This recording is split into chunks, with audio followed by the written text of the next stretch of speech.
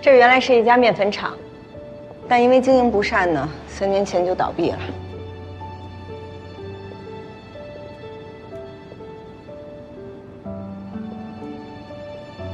如果改造成药厂的话，厂房结构可以不动，但是分区、装修和设备要全部重置。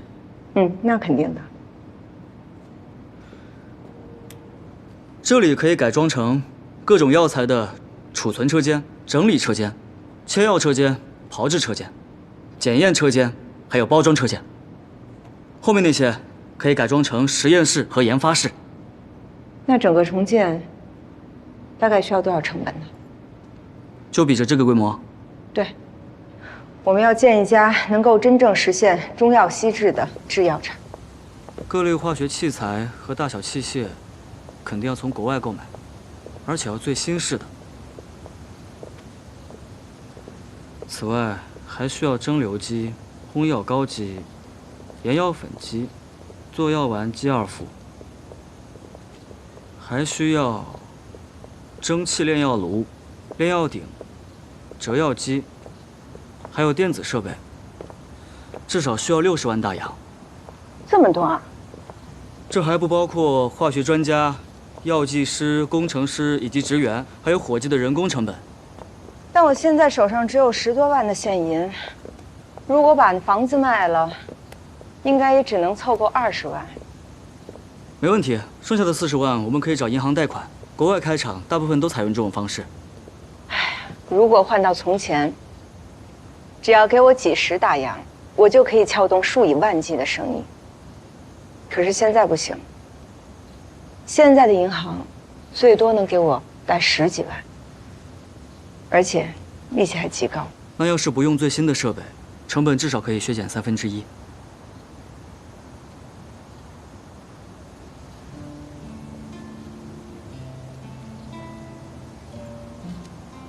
不，要建就建最现代化的。那就只有最后一个办法了。什么办法？姐，你不是还有文氏大药房的股份吗？按文氏大药房现在的市值，怎么也得有100多万大洋了。按照我跟那个人的约定，他有优先回购权。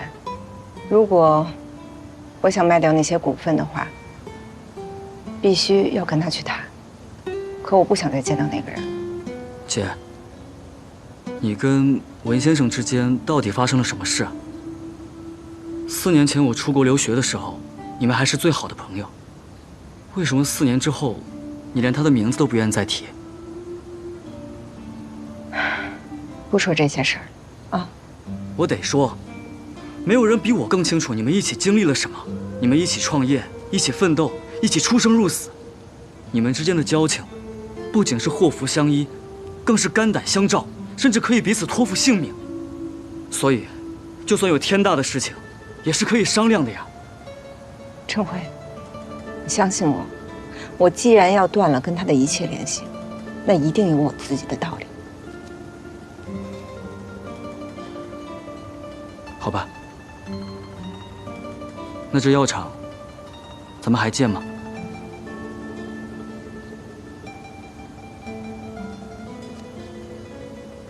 关于文氏大药房的股份，你替我去谈。好。时间过真快啊，回来都好吗？还好。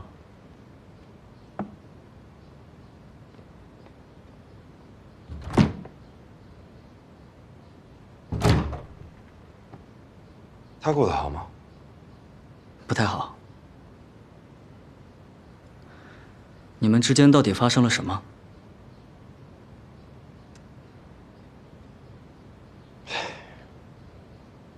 我能为你们做些什么吗？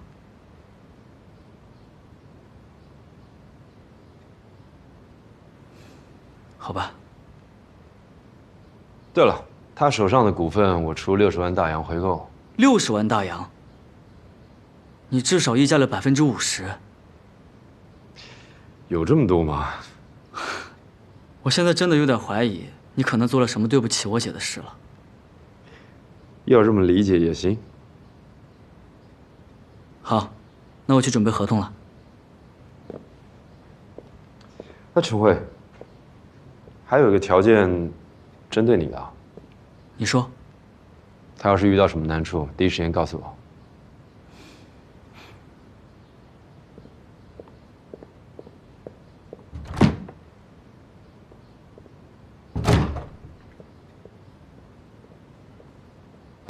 我都以为夏老板赢了，谁知道文之秋竟然来这么一出。文之秋能有今天，全靠夏老板。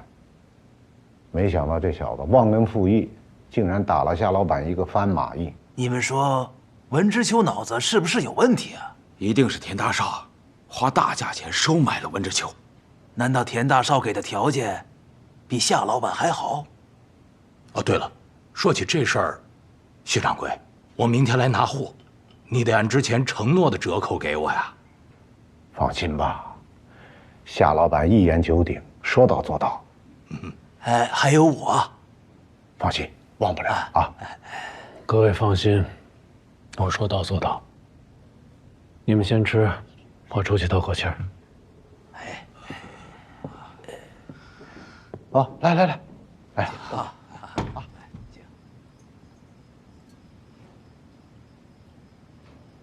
夏老板，你怎么出来了？我出来透口气儿。我去给你泡壶茶吧。啊，不用，陪我聊聊天吧。好，你这鱼养的不错呀。有个风水大师给我出了个主意，让我在这儿摆个鱼缸，养点小鱼。他们现在都吃得肥肥胖胖的了，我的生意怎么就还好不起来呢？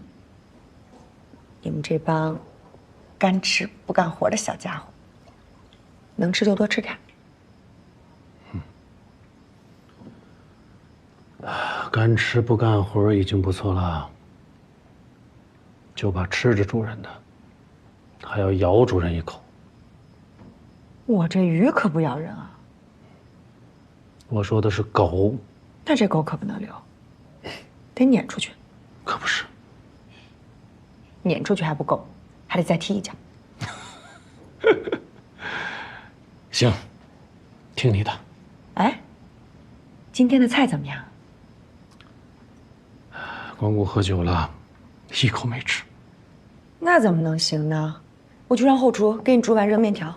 不用了。要的，喝完酒以后吃完热面条，胃最舒服。那白小姐，谢谢了。白小姐太生分了，以后你就叫我二妞吧，我也不叫你夏老板了，叫大哥。叫我大哥。你要是觉得不妥的话，哼，我也可以叫大叔，也可以叫大伯。不，就叫大哥。那大哥以后要常来光顾我的生意。那我天天来。说好了。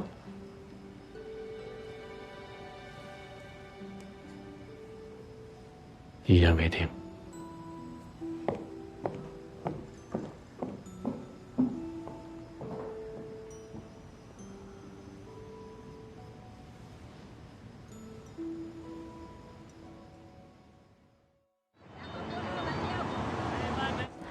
楚小姐，我今天来呢，是想送给你一样东西。谢谢。这个呀，是夏初的父亲留给我的，一共2个，一个给了淑芬，这一个，我本打算你和夏初结婚那天。唉，没想到。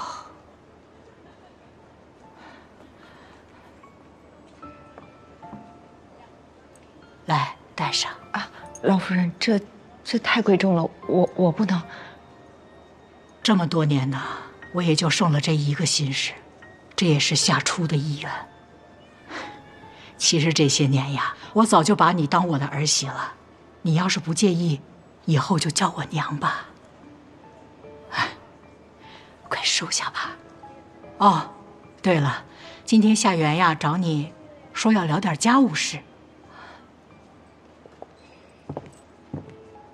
少华，夏老板，啊，你们先聊，我和淑芬啊听戏去。好。来，你慢点。坐。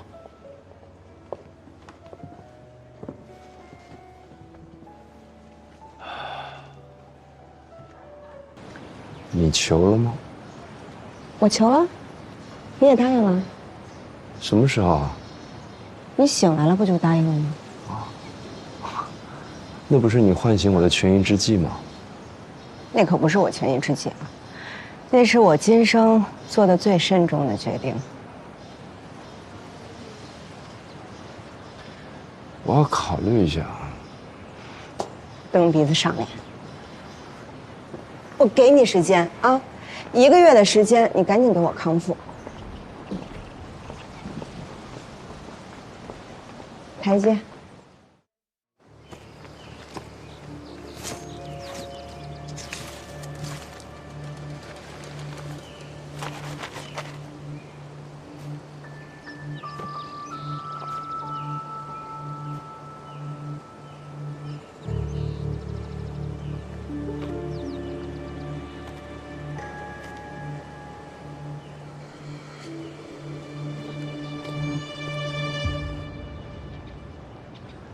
国事艰难，他们打算一切从简了，但是仪式还是要有的。我是伴娘，也就是春天花月没了，要不然啊，婚宴肯定也是由我来操持的。终于还是忘了夏初。我觉得，韶华重新开始了，夏初知道了，肯定会为他高兴的。现在唯一记得夏初的，只有我了。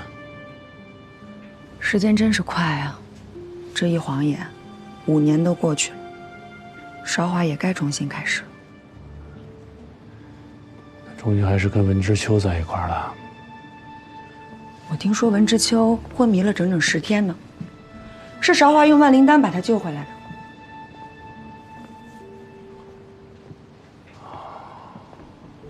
万灵丹，真这么灵验？当然了，只是韶华他爹和他大哥拿着方子一直没有把药配出来而已。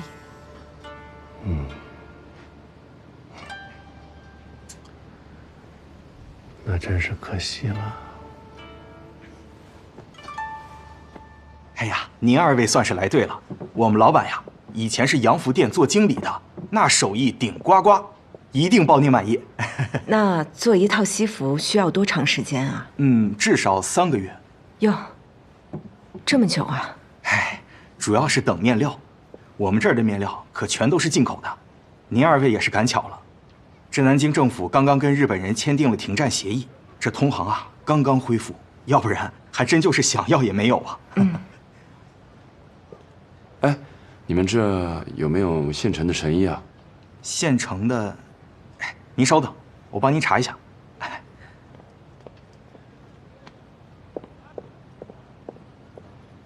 哎，还真就有一套。之前有位客人呢，一看要打仗就跑回欧洲去了。他身材倒是跟您相仿，您要是感兴趣的话，不如先试试这套。试试吧。哎，好的，先生，这边请。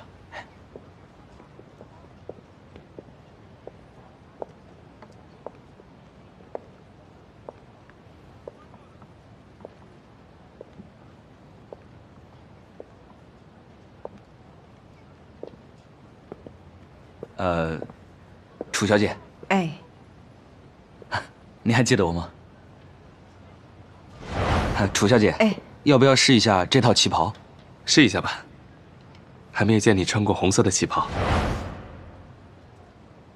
是您呐？您真是一点都没变呢。这是您的店吗？哦，对对，这个现在是我的。哎呀，太好了，您都当老板了，恭喜恭喜啊！谢谢，一盘小生意。之前您和夏先生的事，我后来也听说了。您先生？啊，是。看到您有现在的新生活，真的为你高兴。谢谢。我觉得我们还是挺有缘分的。宁先生，我好像之前也见过。是吗？那天就是他把夏先生叫走的。夏先生，这是您的账单，请过目。好。先生您好，请问需要买点什么？我朋友。啊，好，那我去倒2杯茶。谢谢。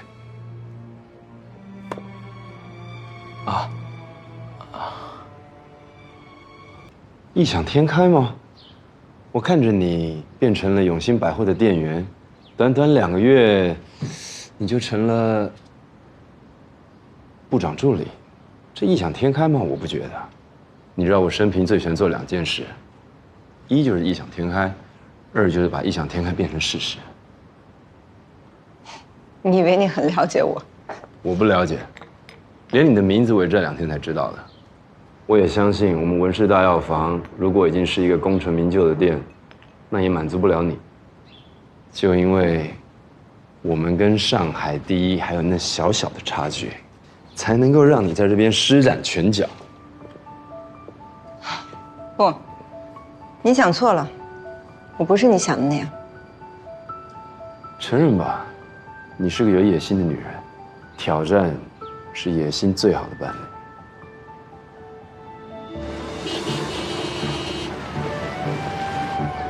顾本堂，别看他这样，实力不容小觑。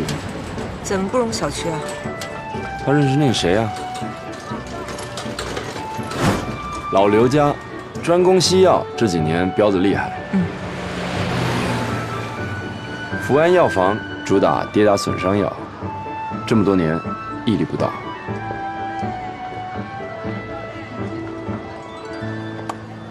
春台药局，老了。不行了，好了。吃东西。好。今天这几条街走下来，什么感觉？咱们今天是一共看了43家药铺，其中6家呢是西药，还有5家是西药国药兼顾，其中的32家都是国药。而这32家国药店铺当中，田氏药号是占了6家的。都在上海最繁华的街面上，门面虽然是不大，但是客流量都是非常稳定的。这说明了什么？说明如果我们想成为上海国药界的老大，那田氏药号就是我们最大的对手了。你这只说对了一半。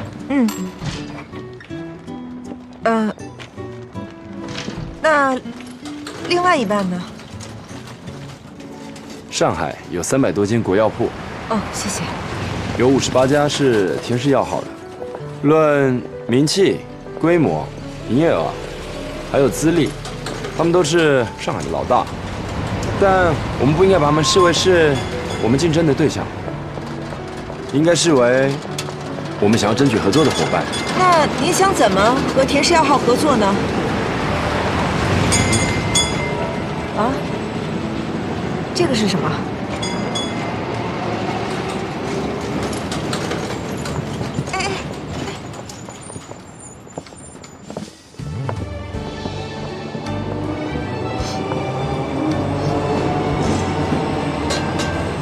片、薄荷，还有安息香。哎，我如果没猜错的话，这应该是有提神醒脑的功效的。精神丸，我从一本手抄本的《永乐大典》上找到的古方，花了我20大洋，加上我试用改良，现在比市面上所售的一些神药效果要好。那如果这款清神丸可以在田氏药号的58家药铺上上架的话，就算是不挣钱，只要带给文氏大药房名声和其他药品的销售，那文氏大药房的局面就不一样了。头脑算清楚啊！哎，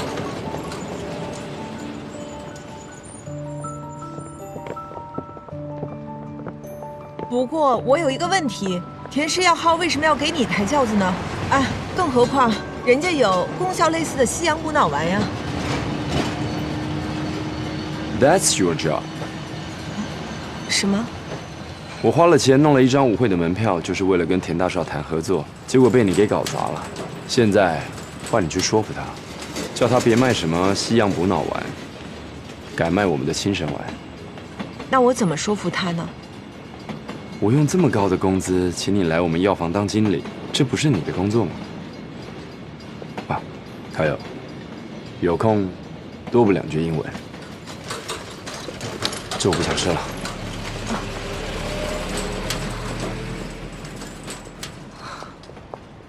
那我问你，情人丸的品牌最终归谁了？文氏。那是谁以8折从咱们首源药庄拿到了生药？还是文氏啊？再来，你需不需要从生药市场买我们的原材料？首源药庄的生药8折，想不想要？还有，我是不是说过3年赚够10万大洋开新店？10万大洋现在提早到手了，是吧？但是你别忘了，你必须拿到3成市场。哎，4成，1年啊！那又是谁用10万大洋把一个小药店的2成股份卖给了我夏元？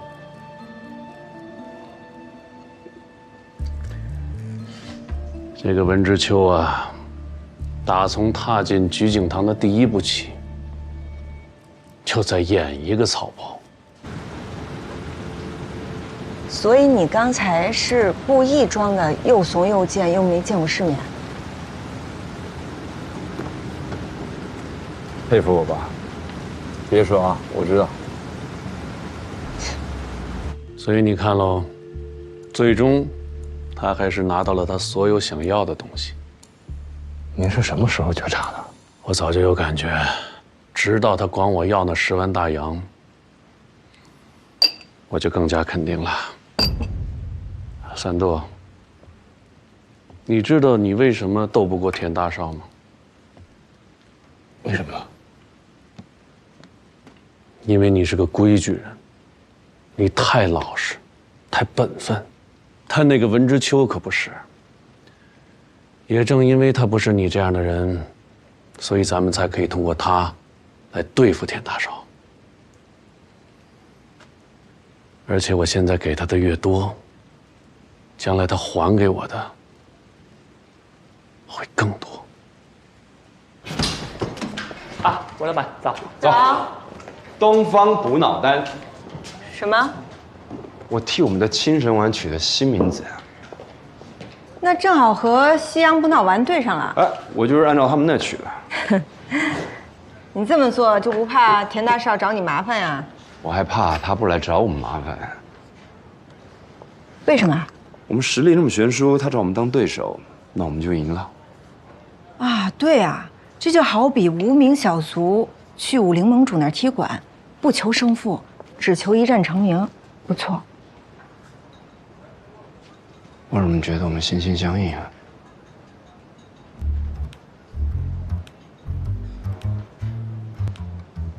老李，哎，给老板打盆凉水啊。好。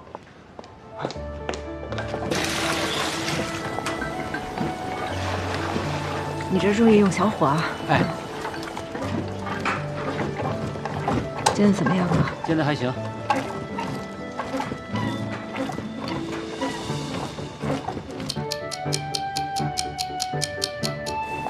等等。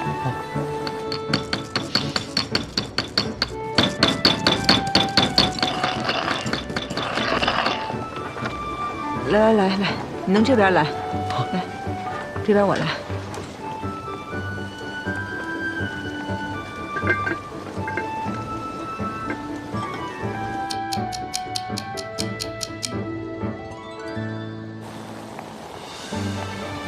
这个试试。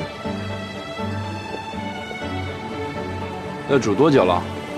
哎，好嘞。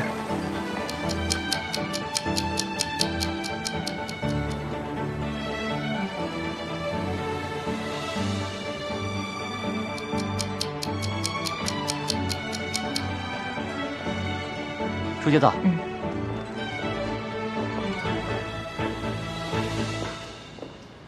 哎，文老板呢？啊，我老板在里面办公室。哦。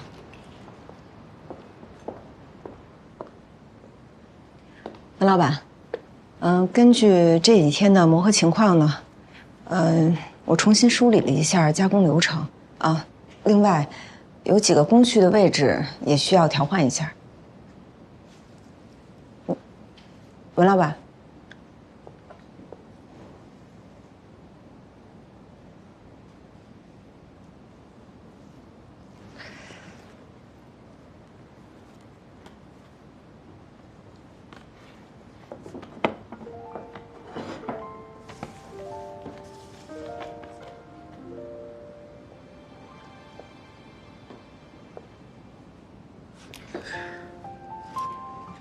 啊，你刚说什么？哦，流程。啊，流程对，流程还有些地方需要调整一下，还得请我吃饭。就一顿啊？餐厅我选啊，菜我点，酒你出，小费算你的。You calculating woman。什么康？康什么？很会算计的意思。你说我是算计的女人，不是吗？彼此彼此，文老板。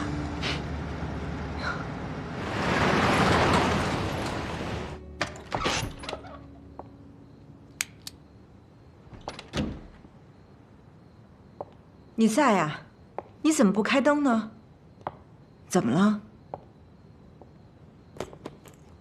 我现在才知道，田家根本就没接纳我，他们只是想利用我对付你，邀我入席，请我喝下午茶，让我听到黄德明被开除。这一切全部都是安排好的。是，田大少算到了，你一定会向我通风报信的，所以他就给咱们俩设置了一个陷阱。哎呦，还好，还好你没上当，要不然我得恨死我自己。哎，你怎么知道这是个陷阱的？你还记得我刚到文氏大药房的时候吗？你介绍我去田氏药号谈合作吗？我记得，回来的时候，你只是说那天没谈成。哼，何止是没谈成，我还被田大少好一顿的羞辱。天哪！但我从他对我态度上的推断，我觉得他们田家对你是非常的不满和反感。不过那个时候你跟田二少正在热恋，我也不想扫你的兴，就没跟你说。对不起啊，少华。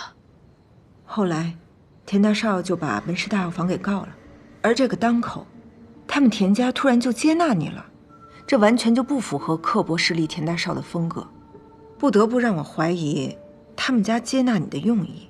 哎，再后来，在官司最紧要的时候，他们让第一次登门的你就听到那么私密的对话，哼，那我就更生疑了。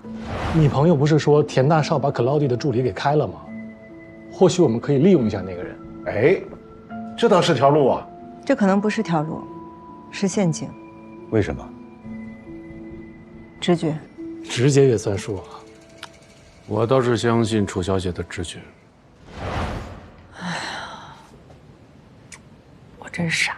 你不是傻，你呀就是关心则乱，而且你那么想嫁给田二少，在我们跟田家对立的时候，你还愿意选择帮我。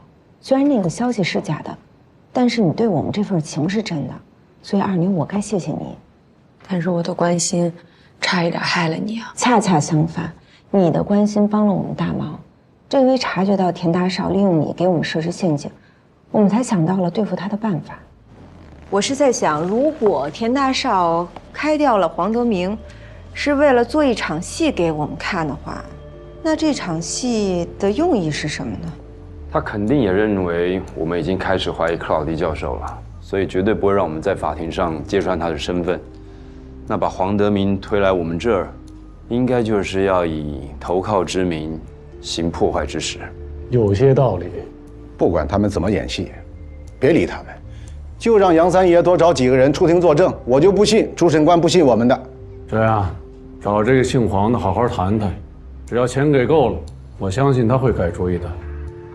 我们为什么不反其道而行之呢？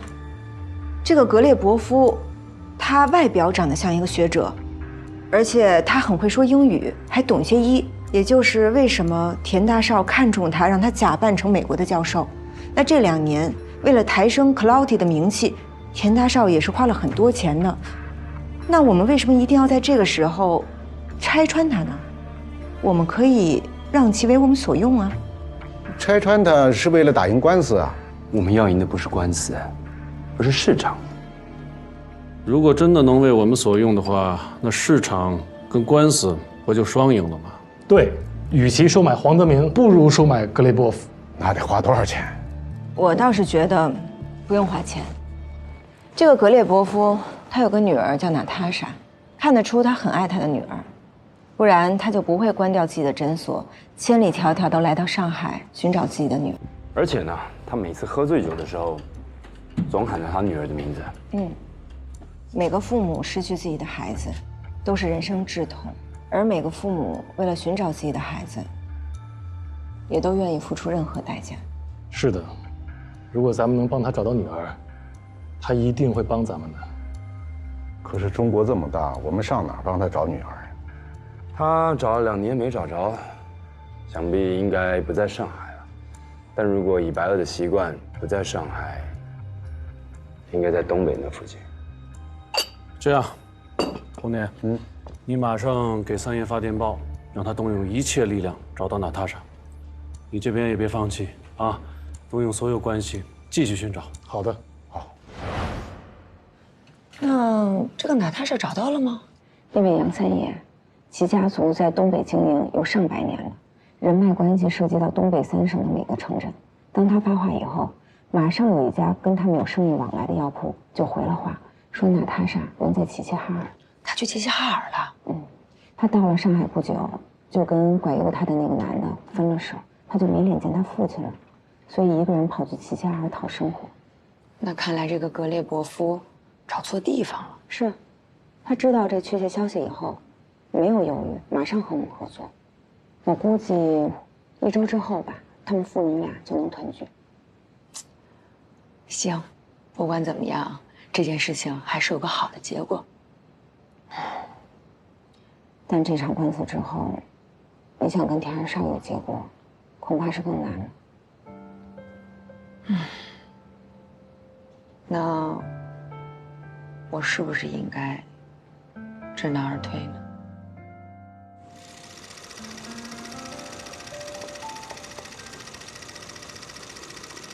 卡，过，冰淇，你怎么来了？我来接你啊！哎，你拍完了吗？拍完了，咱俩跳舞去。官司都打完了，我已经没有价值了。这跟官司有什么关系？行了，你们家已经知道我做了什么事儿，我也知道你们没拿我当回事儿，咱俩还去跳舞吧？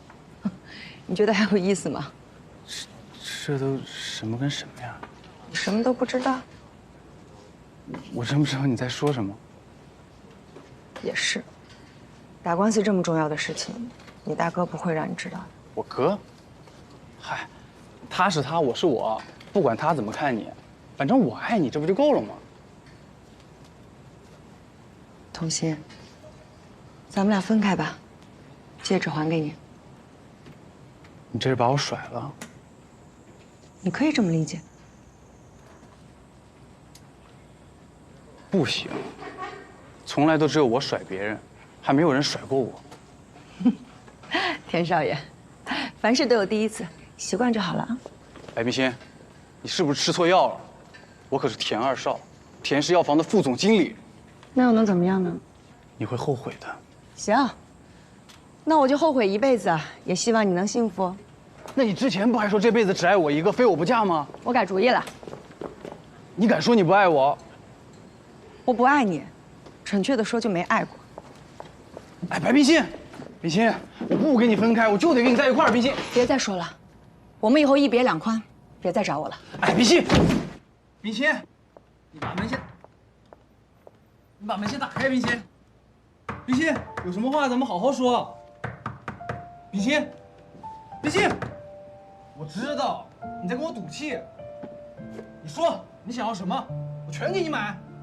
冰心，冰心，你不能这么对我呀，冰心。冰冰心，冰心。